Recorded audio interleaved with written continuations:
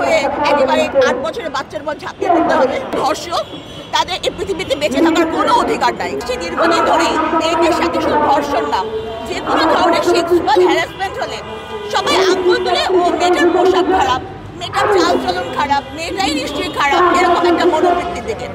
আজকে আমি বলতে চাই, এই 8 বছরের মাদ্রাসা ছাত্রীটা তার কি পোশাকের ছিল বা তার কি এমন চালচলন ছিল যে 3টা পুরুষ মিলে তার উপর ঝাঁপিয়ে পড়লো। আর তাছাড়া হচ্ছে এখন হচ্ছে যে একটা ইন্টারনেটের যুগ, এখানে যে কেউ চাইলে দেখতে পারে। তাই বলে সে একেবারে এতটাই হিতাহিত জ্ঞান শূন্য হয়ে পড়বে যে একেবারে ঝাঁপিয়ে পড়বে একটা বাচ্চা।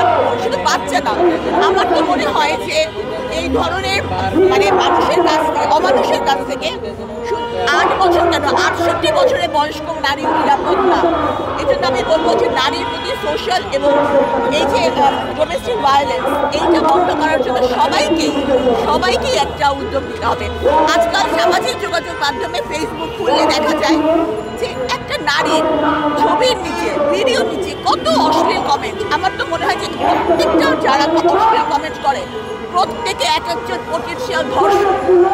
যারা গাউসিয়া মার্কেটে নিয়ে নারীর একটু ভিড়ের সুযোগে নারীর কোমরে হাত দেয়, তারা সুযোগ পেলে কি ধর্ষণ করবে না? আপনাদের কি মনে হয়?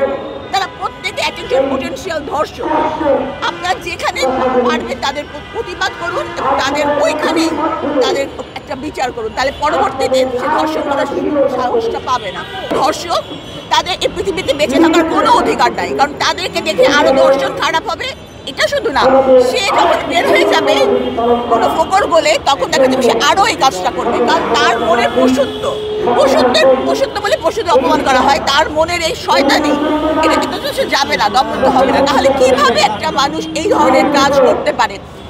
পোশাকের দোষ, পোশাক দেখে কেউ যদি মনের মধ্যে এতটা কি বাংলাদেশের মানুষ কি এমন পোশাক পরে, সে সেলিব্রিটি হোক বা নায়িকাই হোক, বাংলাদেশের নায়িকা বা সেলিব্রিটি মডেল যারাই আছে তারা কি এমন পোশাক পরে যাকে দেখে উত্তেজিত হয়ে একেবারে 8 বছরের বাচ্চার উপর ঝাঁপিয়ে পড়তে হবে? আমি তো এটা বুঝে পাই। এখন আমি তো এটাই বললাম যে বাংলাদেশে কোনো মডেল বা কোনো সেলিব্রিটি যাই বলেন না কেন বা কোনো অভিনেত্রী এমন কোনো ভিডিও ছাড়েন না যেখানে এই ধরনের অশ্লীল মন্তব্য করার কোনো সুযোগ রয়েছে।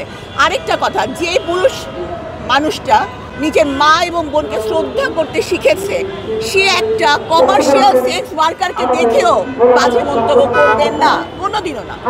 অন্য একটা মানে যে নারীটি, সে জানে যে এই নারীটি হয়তো কোনো কারণে এই কাজটা করে, তারপরেও তাকে দেখে একটা বাজে মন্তব্য তার মধ্যে আসবে না, যে একটা ভদ্র পরিবারের ভদ্র শিক্ষার সন্তান।